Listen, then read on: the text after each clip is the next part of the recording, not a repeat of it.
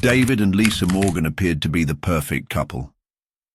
They lived in a quiet suburban neighborhood, in a two-story house with a well-kept lawn and a white picket fence. To outsiders, they were the picture of happiness. David ran a successful, small business, and Lisa worked part-time at a local boutique. They attended neighborhood gatherings, smiled at strangers, and never gave anyone a reason to suspect that something was terribly wrong behind closed doors. Lisa had always been the kind of woman who saw the best in people. She was kind, gentle, and trusting. Her friends admired her patience and her ability to forgive even the smallest of grievances. She believed that marriage was about compromise, about understanding, about giving more than taking. She had never been the type to question David's decisions or challenge his authority. After all, he was her husband, the man who had promised to love and protect her. At the start of their marriage, David was charming, affectionate, and thoughtful. He brought her flowers for no reason, left sweet notes on the fridge, and held her hand whenever they walked together. But over time, small changes started creeping into their relationship. At first, they were subtle. David would criticize her outfit choices, telling her a certain dress made her look inappropriate. He would question her friendships, implying that some of her friends were a bad influence.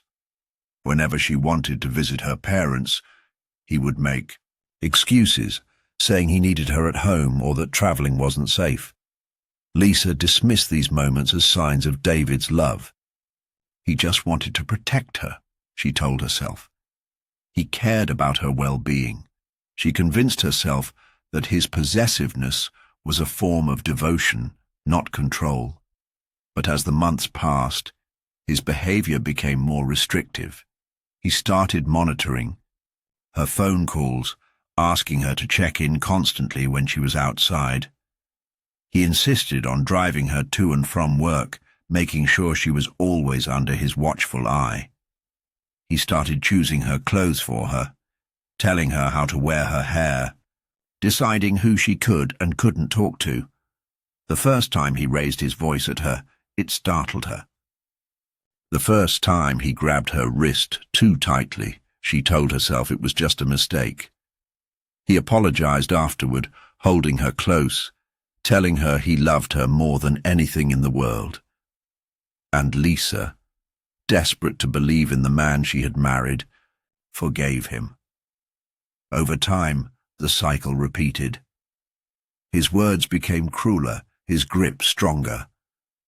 But each time, he knew exactly how to reel her back in. Flowers, apologies, soft words whispered in the dark. Lisa clung to those moments, the glimpses of the man she had fallen in love with. She ignored the warning signs, convinced that if she just loved him enough, everything would go back to the way it was. What she didn't realize was that David's control wasn't just possessiveness. It wasn't love. It was something far darker, something calculated.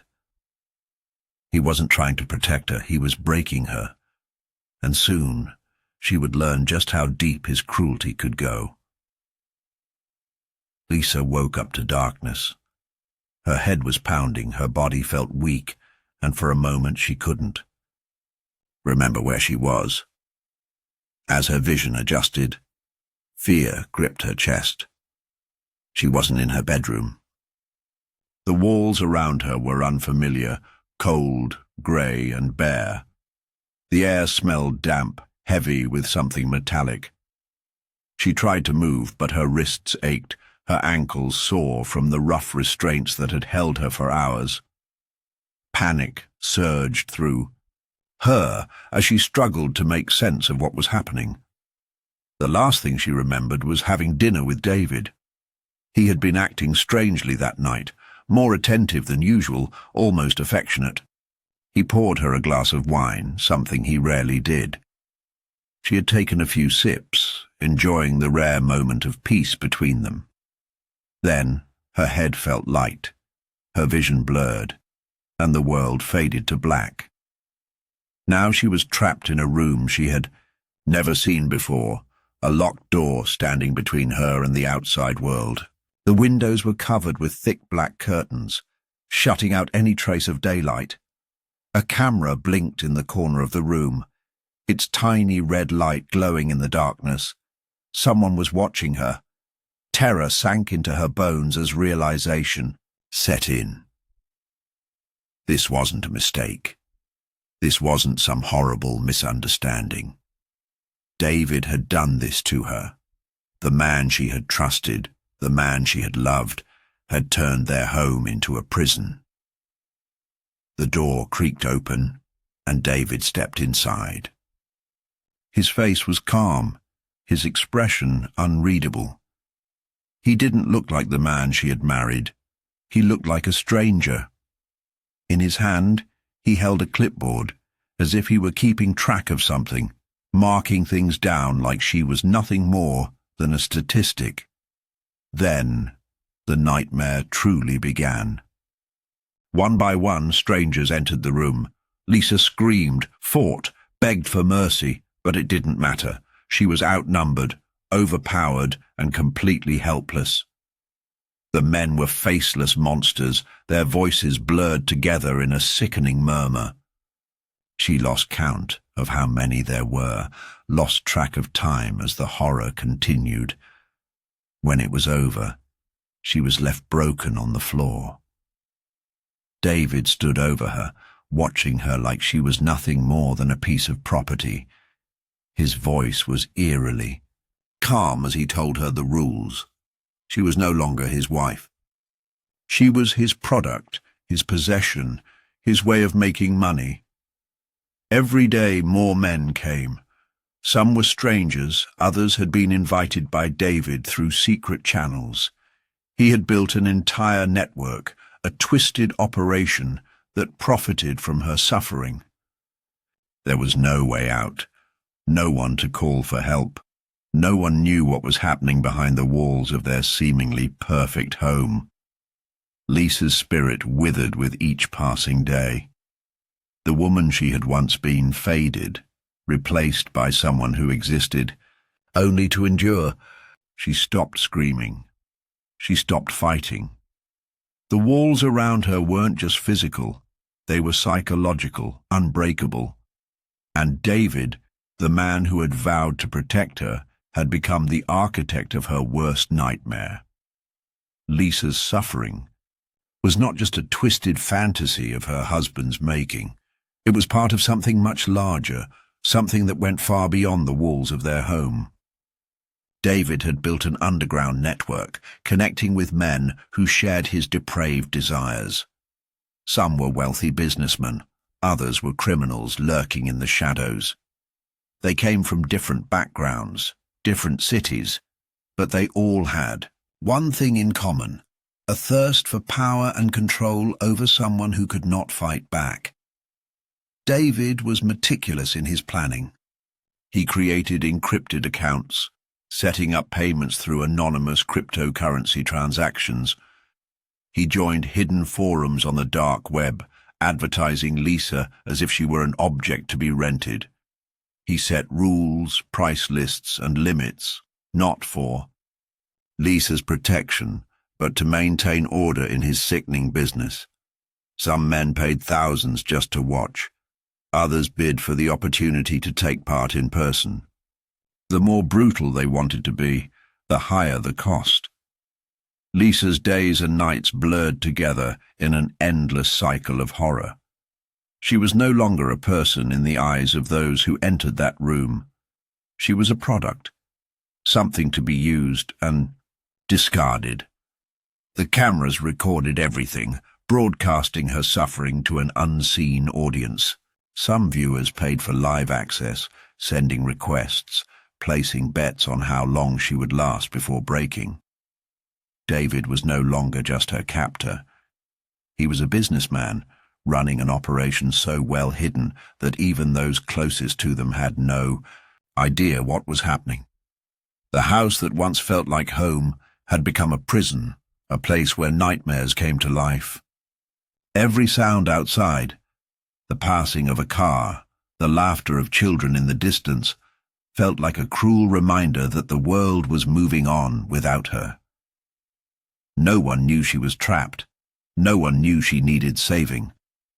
Occasionally, David would sit beside her, watching her with a cold, analytical gaze. He would study her bruises, the emptiness in her eyes, as if she were an experiment he was testing. He took notes on how long she could last without food, how her body reacted to prolonged abuse. He treated her like data, like numbers in a ledger, rather than a person he had once promised to love. Lisa tried to escape, but every attempt was met with brutal consequences. The door was reinforced with metal locks, the windows bolted shut. Every corner of the room was under surveillance. David was always one step ahead, anticipating her every move. Eventually, the will to fight drained from her. She stopped resisting. She stopped hoping. Her mind shut down, retreating into a place where she couldn't feel pain anymore. She became exactly what David wanted, a silent, broken possession. The men kept coming. The money kept flowing. And, outside those walls, the world continued on, unaware that a house of horrors stood hidden in plain sight. David had planned everything carefully, ensuring that his operation remained invisible. The house was soundproofed, the transactions untraceable, the men he allowed inside carefully vetted. He believed he was untouchable. But no matter how meticulously he covered his tracks, a single mistake was all it took to unravel everything. It started with something small, a brief moment, a flicker of hope in Lisa's otherwise endless nightmare. A delivery driver arrived at the house with a package. He had been there before, dropping off orders David had placed online. But this time, something was different. As he waited for David to sign for the package, his eyes wandered to an upstairs window.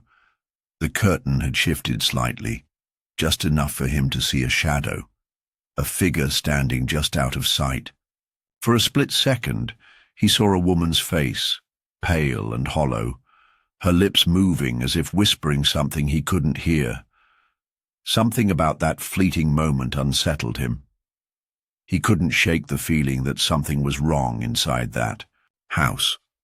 The way David snatched the package, his sharp glare, the tension in his posture, it all felt off. When the driver returned to his truck, he hesitated before pulling away. He told himself he was overthinking, that it was none of his business. But the woman's face haunted him. Later that night, he made an anonymous call to the police. He didn't have much to report, only a feeling that something wasn't right. He mentioned the locked windows, the strange energy around the house, the brief glimpse of the woman who seemed desperate to be seen. The call alone wouldn't have been enough to launch an investigation, but it was enough to raise suspicion. Detectives began looking into David's background. His finances revealed a web of strange transactions, cryptocurrency deposits from unknown sources, money flowing in and out of hidden accounts. They dug deeper, finding inconsistencies in his business records, missing tax reports, unexplained cash withdrawals. The more they searched, the more questions arose. A search warrant was issued. Early one morning, a team of officers arrived at the house. They pounded on the door, demanding entry. When David didn't answer, they forced their way inside. What they found was worse than anything they had imagined. The house was a carefully constructed prison. Cameras covered every inch of the locked room where Lisa had been held. The computers contained an extensive archive of videos, financial records and messages exchanged with buyers and visitors. The walls were lined with restraints, hidden compartments containing disturbing tools. Evidence of Lisa's suffering was everywhere. Lisa was found curled in a corner, barely responsive. Her body was covered in bruises, her wrists raw from the restraints. She was alive, but only barely. Paramedics rushed her to safety while officers secured the crime scene. David was taken into custody without resistance. He didn't fight, didn't protest.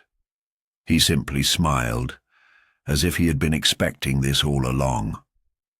But his reign of terror was over, and the secrets hidden within that house were finally exposed. David's arrest sent shockwaves through the community. Neighbors who had once admired him struggled to comprehend the horrors that had taken place just beyond their picket fences. The story spread quickly, making headlines across the country. News outlets detailed the unimaginable suffering Lisa had endured, the underground network David had built, and the dozens of men who had paid to take part in her torment. Lisa was taken to the hospital where doctors worked to heal the physical wounds that covered her body. But the damage ran deeper than bruises and broken bones. She had been imprisoned for so long that freedom felt unfamiliar. She struggled to sleep, haunted by the memories of what had been done to her. The sound of footsteps in the hallway made her flinch. The sight of a locked door sent waves of panic through her. Even in a safe place, the fear never left her. Detectives combed through the evidence. They uncovered the full scale of David's crimes. His meticulous records helped law enforcement identify over 50 men who had taken part in Lisa's abuse. Some were arrested immediately, while others fled, disappearing into the shadows. Investigators traced payments, tracked usernames, and shut down the forums where David had operated. But despite their efforts, they knew that many more predators still lurked in the darkest corners of the internet, waiting for another opportunity to exploit the helpless. David showed no remorse. During interrogations, he remained eerily calm, answering questions with an unsettling detachment. He spoke about Lisa as if she were an object, a thing he had controlled and profited from. When asked why he had done it, he simply shrugged, as if the question itself was irrelevant. The trial was one of the most disturbing in recent history.